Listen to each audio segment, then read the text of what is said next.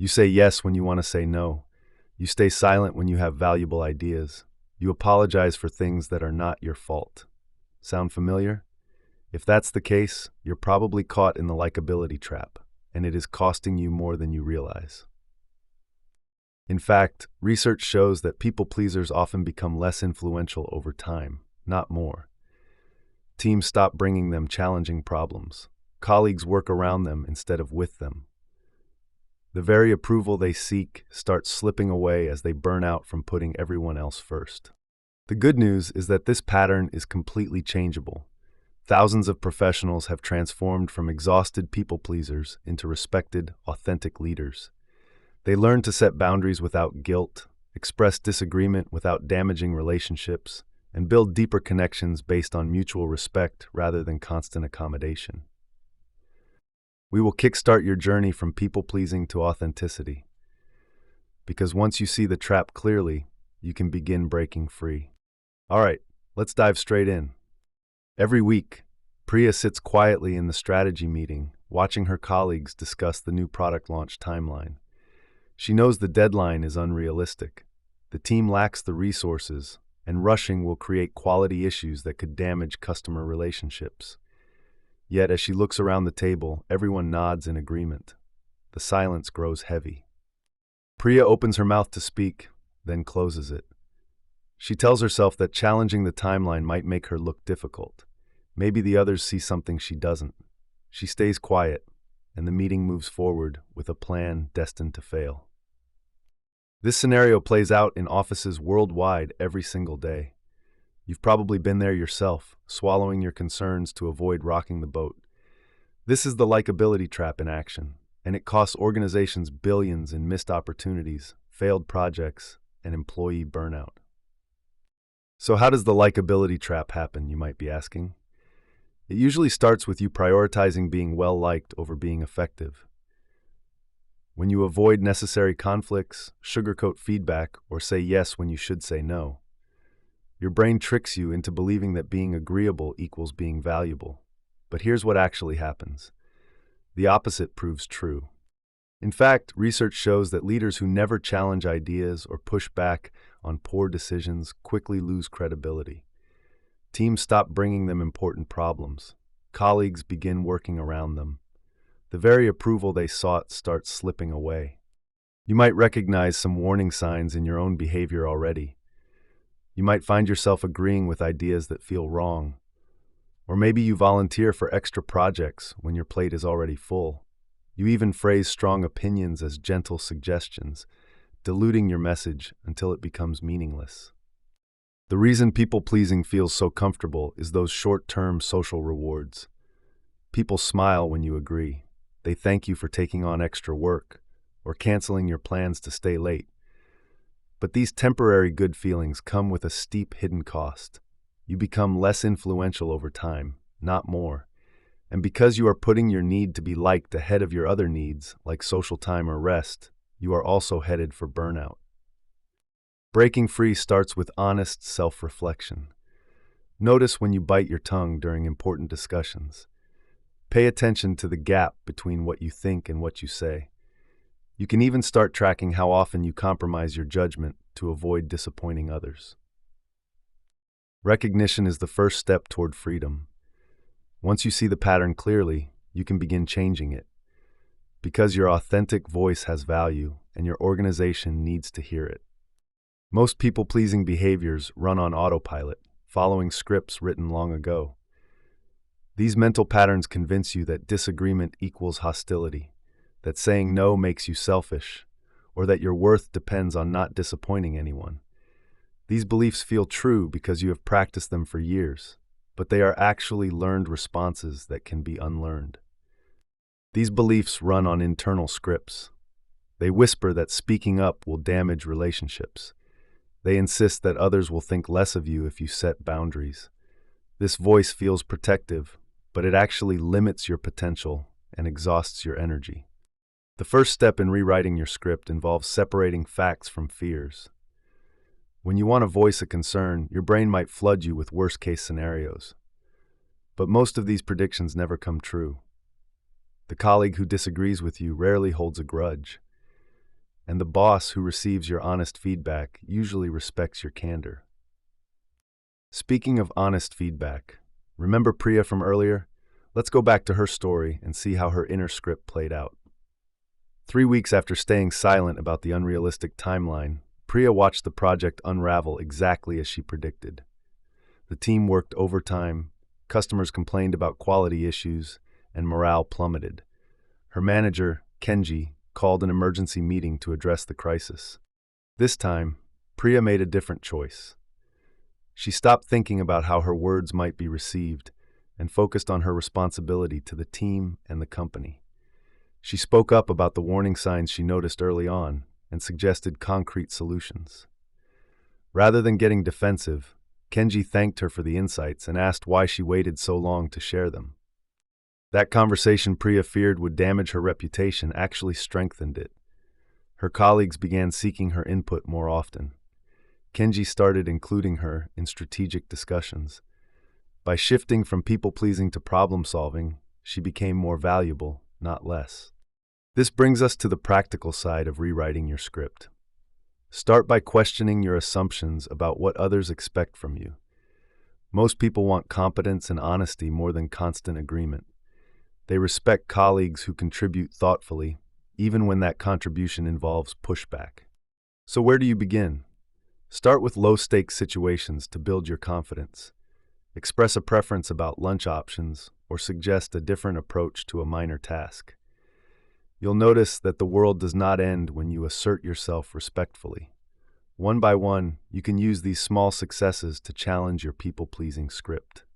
Once you recognize the trap and start rewriting your internal script, you'll face a new challenge: rebuilding relationships based on authenticity instead of approval-seeking. This process feels uncomfortable because you are changing the rules of engagement with people who have grown accustomed to the inauthentic you. Many recovering people-pleasers worry that others will reject their more authentic selves. This fear makes sense because some relationships were built entirely on your willingness to say yes, avoid conflict, and prioritize others' needs above your own. But here lies an important truth. Relationships that cannot survive your authenticity were never truly supportive relationships to begin with. Why? Because authentic relationships operate on mutual respect, not one-sided accommodation. And the moment you stop automatically agreeing, you create space for genuine dialogue. When you express your real thoughts, you invite others to do the same. When you set reasonable boundaries, you model healthy behavior that benefits everyone involved. Now, this transition period requires patience. Others need time to adjust to your changes. Colleagues who relied on your constant availability might initially resist your new boundaries. Friends who enjoyed your endless flexibility might feel confused by your newfound assertiveness. This pushback is normal and temporary. Let's check back with Priya to see how this played out over time. 6 months after her breakthrough moment with Kenji, Priya noticed her relationships at work had fundamentally shifted. Her team members now approached her with complex problems instead of just routine tasks. They even sought her perspective during planning sessions and respected her input even when she disagreed with popular opinions. But the biggest surprise came from how much deeper her colleague relationships grew. Previously, their interactions stayed superficial because Priya always agreed with everyone's suggestions, even when she had better ideas. Now she engaged in spirited debates about project approaches, challenged others' assumptions, and collaborated more effectively as a result. So how do you actually build these authentic relationships? Through small, consistent actions rather than dramatic gestures. Start by sharing your genuine reactions to ideas and situations. Express appreciation for specific actions instead of offering generic praise. You can even try practicing the art of respectful disagreement. This involves challenging ideas without attacking people. Use phrases like, "I see it differently," or "My experience suggests another approach." Focus on the issue at hand instead of making personal judgments. These authentic relationships take time to develop, sure, but they provide the deep connection and mutual respect that no people-pleasing relationship ever could. Each honest conversation, each boundary held, each disagreement voiced respectfully They all build towards something real, something worth having. Boundaries represent the final frontier for recovering people pleasers. You can recognize the trap and rewrite your script, but without clear boundaries, you will inevitably slide back into old patterns. Boundaries protect your time, energy, and values while allowing you to show up authentically in every relationship. Many people misunderstand boundaries as selfish barriers that keep others away. The opposite holds true.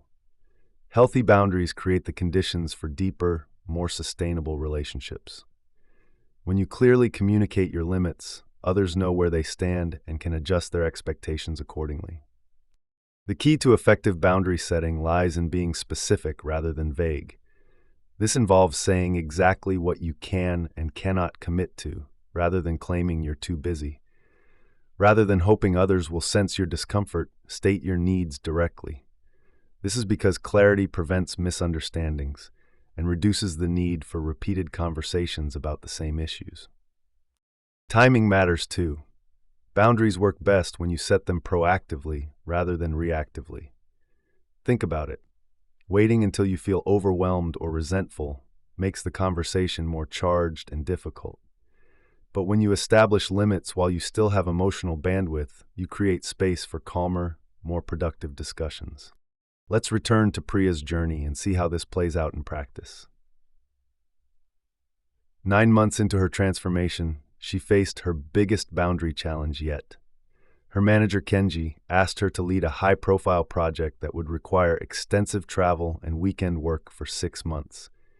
The old Priya would have said yes immediately, despite having promised her partner she would reduce her travel schedule. This time, Priya requested 24 hours to consider the opportunity. She evaluated the project against her current commitments and personal priorities. When she met with Kenji the next day, she expressed genuine interest in the project, but explained that the travel requirements conflicted with family commitments she had made. Rather than offering a flat refusal, Priya proposed an alternative. She could lead the project if they restructured it to include virtual meetings for half the client visits. Kenji initially resisted, but Priya explained how this approach might actually improve client relationships by making interactions more frequent and accessible. The result? A creative solution that worked for everyone. Priya got to lead an exciting project without sacrificing her personal commitments, and the company discovered that hybrid client engagement actually increased satisfaction scores. What can you learn from Priya's approach? Setting workplace boundaries requires diplomatic firmness. Use phrases like, "That timeline won't work for me," instead of "I can't do that." Offer alternatives when possible, but avoid over-explaining your decisions. After all, your time and availability are valuable resources that deserve protection. Breaking free from people-pleasing patterns is just the beginning. The real challenge lies in maintaining your authentic behavior over time, especially when faced with setbacks, difficult people, and high-pressure situations that trigger your old responses. It turns out that sustainable change requires ongoing vigilance and self-compassion when you inevitably slip back into familiar patterns. The most important thing to expect is that setbacks can happen. Even after months of progress, you might find yourself saying yes when you meant to say no, or avoiding a necessary conversation because it feels too uncomfortable. However, these moments do not erase your growth. They are normal parts of the learning process that provide valuable information about your triggers and weak spots. When you catch yourself slipping, skip the self-hatred and get curious instead. What triggered the old behavior? Exhaustion? A particular type of person? Specific phrases that still make you freeze? Map your patterns. Build strategies. The data matters more than the disappointment. Difficult people will test you hardest. They sense reformed people-pleasers like sharks smell blood. They guilt-trip when you set boundaries. They rage when you disagree. They demand your weekends, your evenings, your sanity. Your body remembers how much easier life felt when you just said yes to everything. 18 months after starting her journey, Priya encountered exactly this challenge. A new director named Marcus joined her organization with a reputation for being demanding and volatile. Within weeks, he began asking team members to work late nights and weekends without additional compensation. Priya held her ground at first. She completed her work efficiently during business hours and went home. Marcus retaliated immediately, questioning her commitment in meetings, making snide remarks about her priorities, suggesting she lacked team spirit. The pressure felt suffocating. Her confidence wobbled. Dealing with people like Marcus requires preparation. Script your responses before you need them. When someone says a real team player would stay late, know exactly how you'll respond. Build a network of people who get what you're doing, colleagues who respect boundaries, friends who've fought similar battles, mentors who've survived their own transformations. You can also set up systems that keep you accountable. Schedule regular check-ins with someone who will call you out when you start backsliding. Track your wins and losses in a journal.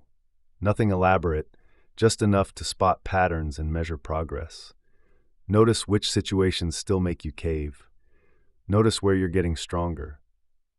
Some days you'll choose authenticity. Other days you'll choose the familiar comfort of keeping everyone happy. Both choices teach you something. Progress looks like choosing yourself more often than you used to, even when the ratio isn't perfect.